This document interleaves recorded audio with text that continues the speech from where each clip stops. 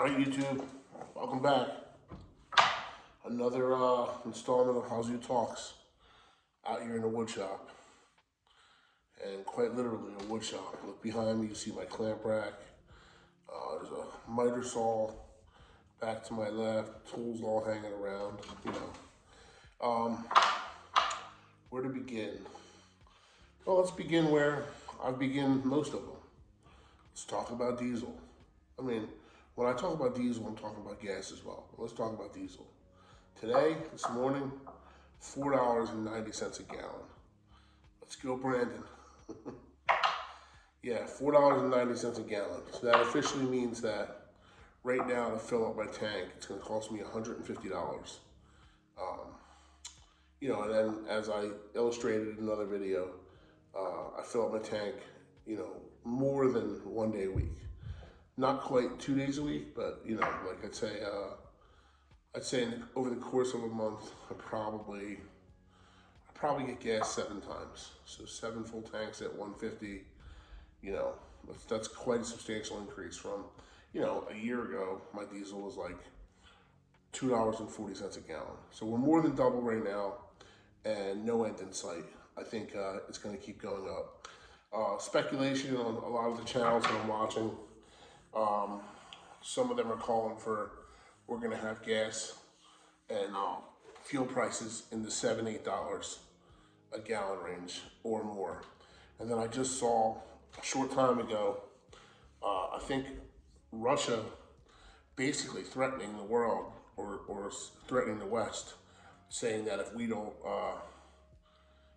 kind of back down, they can see, they'll see to it that a barrel of oil goes to $300 a barrel. Right now, as of about an hour ago, I looked at, I think it's oil.com or oilprice.com, and a barrel of Brent crude is like almost $130. They're talking 300. So, one of the channels I watch, Glenn Beck, does some nice work. He talked about if the price of the oil goes to $200, how it would crash our economy and cause the inflation to go even higher. So that's where we are right now. $300, yeah, I can't imagine. I think at $200 a barrel, my diesel is probably going to run me roughly $10 a gallon. So that would be $300 to fill my tank. At $300 a barrel, you're looking at about $15 a gallon or so for diesel. But it doesn't matter because I think even at $200 a gallon, I don't think that our economy and our infrastructure and trucking and all that stuff can sustain itself. So it won't matter. If we get to 200, we're in a much bigger problem. But interestingly enough, there are some smart politicians out there. Of course, I'm not talking about in our country, Europe, and I think England specifically, but basically Europe in general, right now, because of the crisis that we're in with fuel, is dropping all carbon, all their rules on being carbon neutral and the whole climate crisis. They're just like, hey, whatever. Right now, we got to take care of our people. We got to keep the heat on. We got to keep the infrastructure moving. We got to keep goods flowing and getting to the stores. So out the door with all that with all that carbon neutral nonsense, but not America. Oh no, what do? We double down. We don't mess around with that, Even yesterday, I saw on one of the interviews, Jen Psaki talking about, you have to remember that the Biden administration is really pushing hard for us to move into greener energies and what. Yeah, it's like, yeah, fine, great. Everybody wants greener energies. Everybody wants to do less harm to the world. But at what cost? At what cost are we going green? I think that on the way to going green, everything around us is going to turn black. Everything's going to die. People are going to die. Businesses are going to die. Um, it won't matter. You could be, I guess you could be like in one of those Armageddon type or whatever that movie with Will Smith is, right? The one where the virus is unleashed, and he's like he's a doctor, and he's like the only person unaffected by it, him and his dog, right? And they're showing you pictures of New York a year out from whatever the thing that went through there is, right? And hey, man, imagine at that point they were carbon neutral, right? There were plants growing all over everything, trees growing out of the buildings. Everything was covered in plant life. Um, they were carbon neutral, you know. But hey, nobody was alive to enjoy it. So um, I guess the next thing, so what we're talking about though is that we shot ourselves in the foot. We played our hand, all right? Um, we sanctioned Russia. Russia in turn made deals with other countries. I think they're making deals with, I'm not sure if that, maybe Venezuela or somebody they're making deals with right now so that they can continue to sell their product. The demand for the product has caused the price to go way up, which they're still selling, so they're still making money. They're actually making more profit than ever on their main export, which is again is helping to fund the war in Ukraine. So it's like, how hard are we really trying to stop them when all we did was make them richer and then able to afford to keep this war machine going. And what are we doing as a result, right? We're negotiating with terrorists. We're negotiating with Iran. We're negotiating with Saudi Arabia. All of a sudden, there's all this talk about how the Biden administration is supposed to go over to Saudi Arabia and meet with the Saudi king and work out negotiations on how they can up OPEC's production. Excuse me.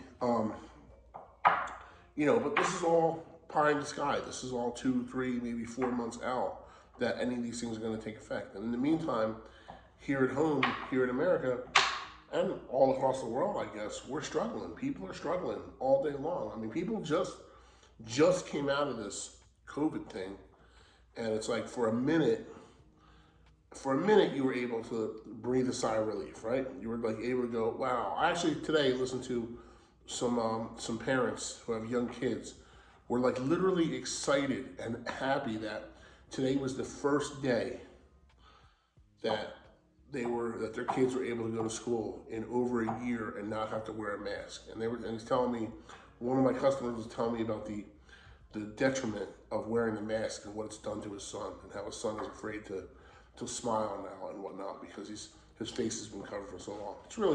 It's pathetic and it's sad. You know what I mean? I mean, the kids are not pathetic. I mean, the situation that we put them through. Like, I'm not a fan of any of the COVID restrictions as they went down, or the vaccine for that matter.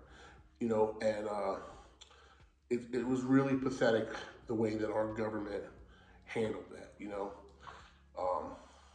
And the restrictions are lifted. People are going about their day and their business, doing whatever. And I'm still seeing commercials that have been paid for about how they're still asking people to go out there and get the jab because it's the best way. I love it. I love the wording that they use. It's the best way to protect yourself from serious sickness and serious disease. See, they had to lose a lot of their old catchphrases. What used to be able to, for a while, they were preventing the illness, preventing the disease, curing the disease, preventing the spread of the disease, and then all of that turned out to be false anyway. And now you don't. And so they changed the wording. So now all we're trying to do is, hey man, make it a little easier on you. Yeah, you can get it. Yeah, you can spread it, but there's a good chance that you'll survive it. Well, there was a good chance that you were going to survive it before. So, as we go on here, the next thing I want to talk about is I think that this gas crisis. I mean, this right now, the speed, the momentum that this thing's picking up, because people are afraid. I mean, you got millions of people leaving for work in the morning at 7, 8 o'clock in the morning. They're driving down the street. past our local gas station, and this morning the gas was $4 and 19 cents a gallon, and now they're on their way home at 5 o'clock. Now the gas is $4.50 or $4.60 a gallon.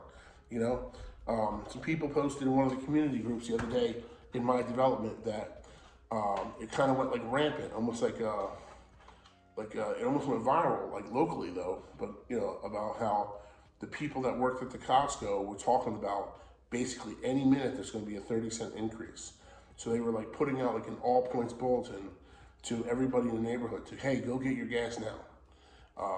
It's about to go up again. And I'm just like, it's going to go up. It's going to go up again tomorrow anyway. It's going to go up again the next day. I'm not one to complain about a 10-cent or a 15-cent fuel increase. Over the course of 30 gallons, yeah, it cost me another $5. $5 is $5, But now we're into like triple digit gas fill-ups. This is not the same thing. I used to religiously put $75 in my truck, and now today it costs me $150 to put diesel in my truck. That's a significant increase. That's affecting my family. That's affecting me putting food on the table. That's affecting I'm a contractor by trade, so that's affecting my ability to bid jobs. And like most contractors, all my jobs I'm working on right now, and about to start, I bid months and months ago, and I'm a small company, me and my son and another guy. And I don't have like lawyer written contracts with clauses about how if the price of fuel increase or whatever that I have to add this to my contract, and people know that, and they don't want to. And I probably wouldn't have gotten the jobs if I was one of those, contractors that had all that stuff.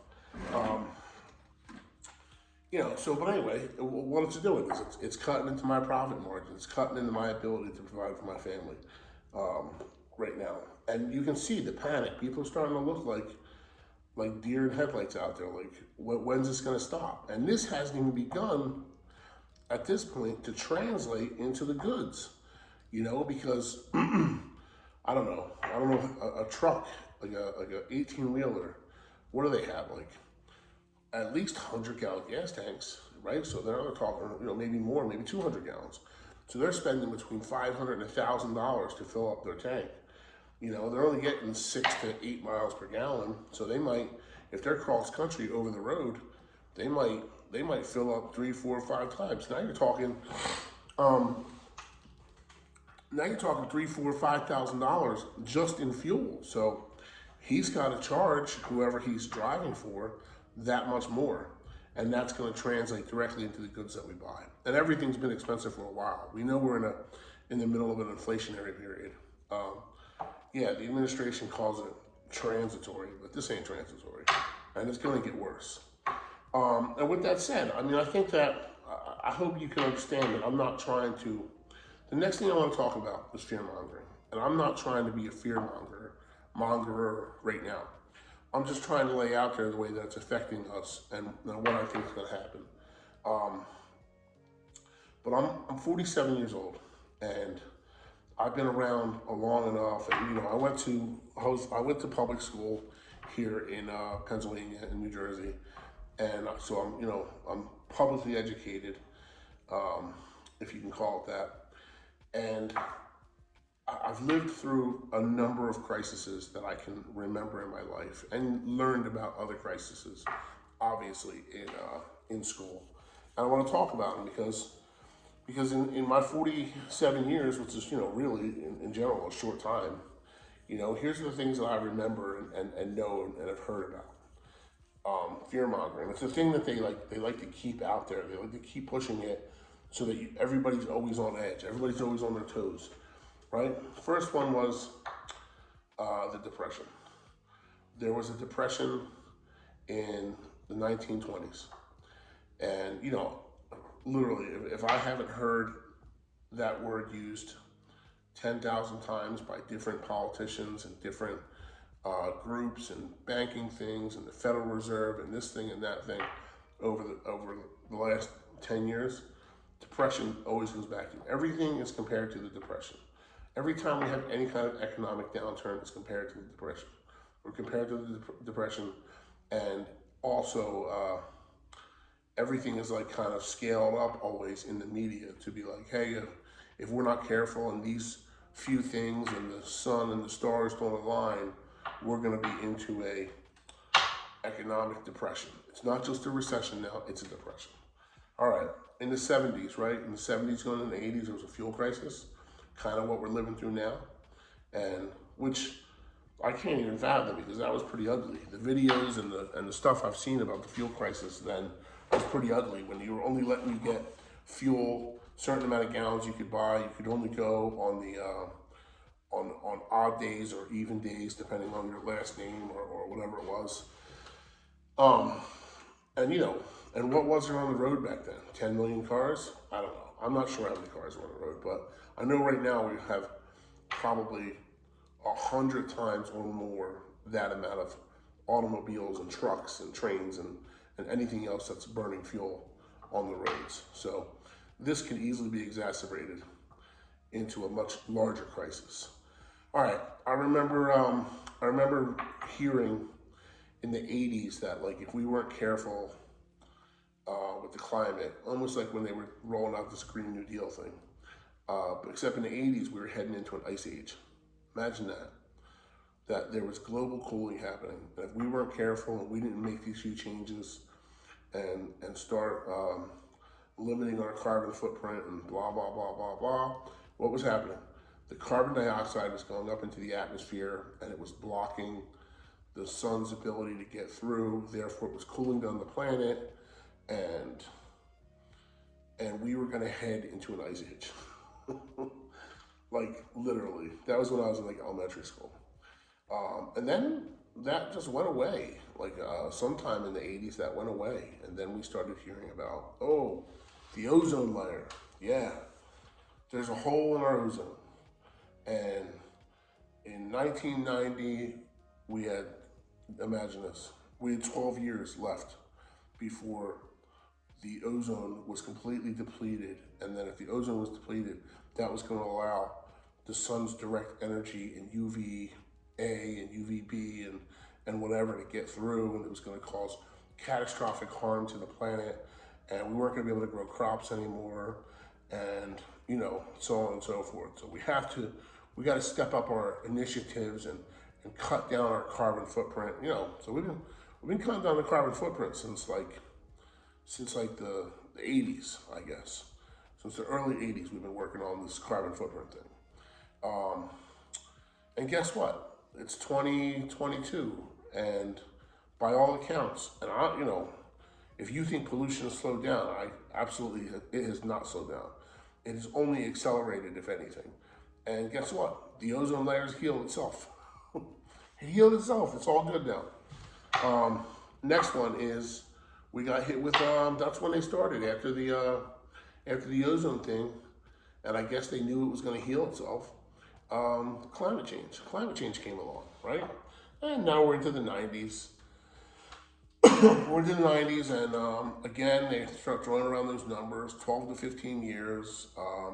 This is when the polar ice caps are going to melt, and they started whipping out these maps of what the world's going to look like by 2020, and how there would be no more Florida, and most of the East Coast was gone, and the Mississippi River will now be part of the Gulf of Mexico, basically, and you know, blah blah blah. Climate change was the thing, though, and they've really, bravo to them, they've really pushed this climate change thing really, really hard, and it's accelerated and gotten stronger and stronger, and they just keep finding ways to push this climate change thing. And mind you, every year the North Pole basically melts off completely, and then and then in the winter it basically comes back completely. So there we are. And for some reason, even though the Earth is rotating, and when it's winter here, it's summer in the South Pole, but Antarctica's not really, doesn't seem to really be touched by this. It just sort of seems to stay Antarctica all the time, you know. The polar ice caps there, they seem to be more worried about the North Pole than the South Pole. So then we enter the 2000s, right? And they were pretty prosperous times. Things were going good. And that's about the time that I kind of got I wasn't involved in politics, obviously, but it was about the time I became at least aware of politics. Um, well, I became, I guess, aware of politics after 9/11, 2001. So, and the George Bushes and whatnot. And I, like, truth be told, I voted for Bush because I felt like he was the kind of president that if you mess with this country, he's going to punch you right in the face. And that's what I think, that's what I thought the country needed at the time. Right or wrong, I think he was part of the cabal, though, part of the deep state. Family um, owns oil pumps and stuff throughout Texas. So I guess he was definitely connected, and he wasn't necessarily really for the people. Um, but we roll along, and 2005, 2006, 2007, things are going really well. Pretty much, your dog could get a mortgage if he wanted. Your dog could have applied for a Rocket mortgage loan, and they'd have given him 100 grand to go buy a property. Um, Nobody cared. Everybody knew that eventually all these loans were going to default, and they just were like, it doesn't matter. Just keep milking it, keep giving them out until the shit hits the fan, basically. So then 2008 hits, and we have a housing crisis, which quickly rolls into a financial crisis, right? And it was pretty substantial. I mean, at the time we lived in an area that was a little more economically challenged, if you will, and there wasn't a lot of work to begin with, and it was tough. I mean, I worked in restaurants, and they all slowed down completely. You could see people just weren't out spending money. I mean, it always amazed me because I was a restaurant manager, and I would like work, and we would have like if like just on any given night, if we had a $10,000 day in sales, we would deposit like $2,500 in cash. Like at that time of my life when I was in the restaurant business, 75% of everything that people spent was on credit cards, which amazed me because at the time I had no credit. I wrecked my credit when I was young, and it amazed me that these people were just out. It's like they were all just out eating, and they're like, none of them had any money, none of them had any cash, and they just like, well, the hell with it. We want to have Italian tonight, so this is what we're gonna do, and we'll put it on the credit card because nothing tastes better than 24% interest on a chicken parm. You know. So yeah, they pushed the housing crisis and the financial crisis pretty good, and then the banks came in and the banks bailed them out. Well, the Fed bailed out the whole banking system. They just started. That was the point that they created that. What was it called? When the Federal Reserve just started printing money and easing, with some kind of a. There's a term for it. I can't remember what it's called right now. It'll come to me. And and they just started pumping money into the system. They kept it. They kept it from crashing that day, and I think there was a fuel problem at that time too, as well. But anyway, they kept it from crashing that day, and they pumped enough money to stop the hemorrhage, and then they just had to keep pumping money into the system because nobody trusted the markets. Nobody trusted the Dow. Nobody trusted the Nasdaq. At any moment, there could have been a giant sell-off, and the whole system would have went to zero. So instead, they came up with this system where the Federal Reserve just started printing like $50 billion or $100 billion a day, and they were lending it out to the banks, and the banks were then supposed to take that money and lend it out to people. But the banks were all burned up because of all these default mortgages and bad debt that they had accrued. So they were just hoarding the money and not doing anything with it. And all of a sudden, the CEOs and the presidents and the board of directors, they all started getting like these giant bonuses and pay raises because the Federal Reserve just kept printing and injecting money into the banking systems. But yeah, they pushed it really hard. So where are we at so far? We lived through a depression, economic downturns, and fuel crisis, an ozone problem, an ice age problem, a climate change problem, which we're still in, a housing crisis, a financial crisis, and then we hit, we go through 2008, 2012, a couple presidents go through, things are happening.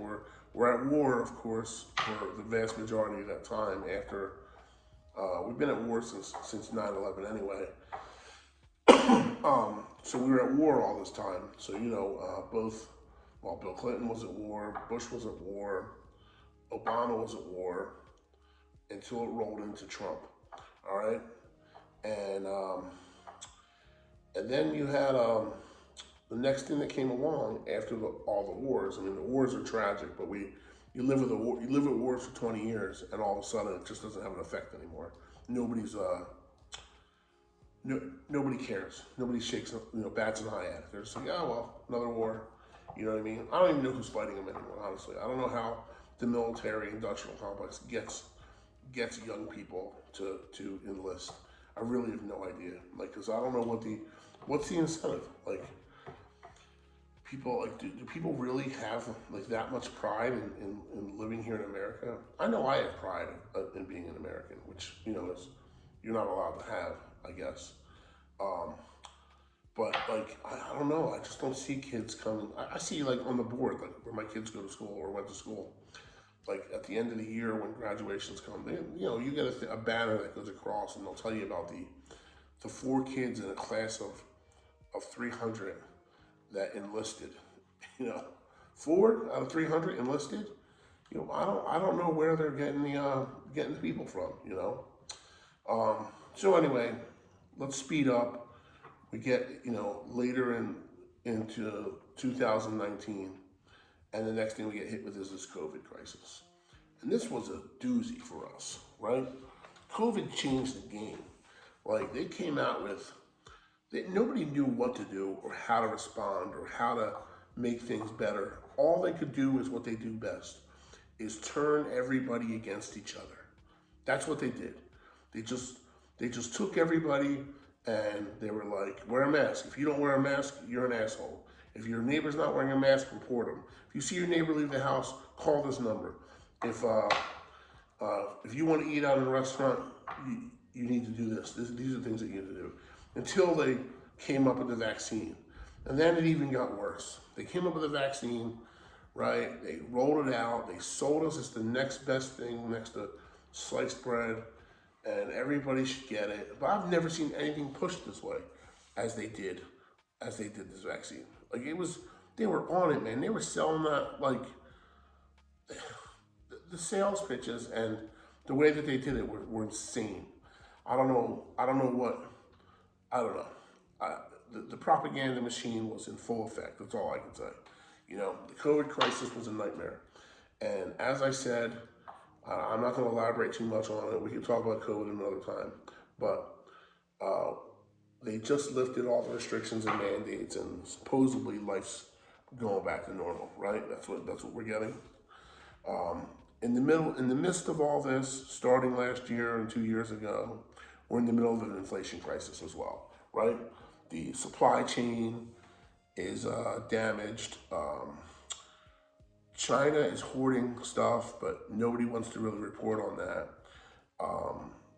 They limited the truck drivers in California. They said if you're an independent truck driver, you have to work for a company, and if you work for a company, that company would more than likely have more than 100 employees, which means that those truck drivers have gotten a jab in order to be able to go to the ports and unload the ships. Meanwhile, so you couldn't be an independent driver and go to the ports. So what did you end up with? Close to 100 ships off the coast of California just floating there full of cargo that nobody could unload. So go figure, right? So you got the inflation crisis, and now we roll right into what? Russia and war and a fuel crisis again. Sounds familiar, doesn't it? Seems like it's history repeating itself. So everything costs more money. Everything you're seeing on the news right now is about two things: humanitarian crisis in Ukraine, which is a sad thing, and the cost of goods here at home, and the cost of fuel at home. And actually, I can see the shift happening, which is my last point that we're going to talk about. You know what I mean? How this inflation crisis and Russian crisis and this new fuel crisis plays out, only time's going to tell, and we'll talk about it in future shows. But I'll tell you what I do think. I think that, when I watched the State of the Union last week on Tuesday, and I was telling somebody about this today, and you saw Biden like backtrack on some of his points, some of his stances. And all of a sudden, he was about not defunding the police, but funding the police again. And you could see the far left was all pissed off. And that's easy. That's an easy thing to understand why he's doing that. He had another one where he said, we have to fix the immigration problem and secure the southern border. And again, the far left went berserk. They're like, what are you doing? Well, that's easy. The answer to that is the midterms are here. And that was a propaganda machine, what you saw in the State of the Union. And it was him trying to basically campaign for how the moderates, so the way I see it is that there's, the way that the political parties work is, I know there's more than this, but these are the ones that in fact make or break the system and what happens. You've got the right wing establishment, then you've got the white centralist party, then you've got centrists, then you've got left centrists, and then you have the far left, right? Well, right now the Democrats seems like they've lost. They never had the right, obviously. They probably pretty much never had the centrist right either. But in the meantime, they've lost the centrist in general, and their base of left centrists is weak. A lot of those people are kind of leaning more, like the people that were left centrist are now leaning centrist. And, as we said, the party has lost them in general. So right now, what we saw last week on the State of the Union was a campaign speech about, how he's going to win back the centrists. That's what that was all about. But Americans, I say we have short memories and short attention spans. It's true, but we are affected by day to day, and I don't see Americans going to the pumps every few days and spending $100 or $200, and this being good for the Biden administration. I don't care how they spin it and what they try to say. I'm telling you that Americans are gonna be up in arms. You're gonna see a revolt. And I thought you were gonna see a revolt with COVID and all those restrictions, and it never kind of panned out. But you hit people with money, and you start getting people that they just got locked up for 2 years and weren't allowed to do anything. And now all of a sudden, nobody can afford to go to the movies or go to the mall or take a vacation or even like fill up your tank to go to work, and you can't afford to put food on the table. You are going to see a revolt, and they are going to blame wholeheartedly the Biden administration. I don't care what they try to do and which way they try to spin this. We are going to see a revolt, and I'd say probably sooner than later. People are fed up. They were fed up before this. That's why there was an internal document from the FDA the other day, or whatever it was. When it was in the FDA, I forget what it was exactly, but there was an internal document that was released about how that people are just tired of living the way that they are with all these COVID restrictions. So it's time to just ease up and let nature take its course, I guess. And now you immediately throw back at them that nobody can do anything, that we're all going to be locked down again, but this time from a financial standpoint, and nobody can afford to put food on the table, and your normal things that you would normally do that would cost a couple bucks are going to be that much more expensive. Nah, this is going to be a train wreck, And I mean, I'm interested to see how it plays out, but I'm telling you, this is going to be a train wreck. I guess that's it. I mean, they're my notes that I had written for tonight. Thank you for your time and watching, and we'll pick up again probably tomorrow. That's it. Have a good night.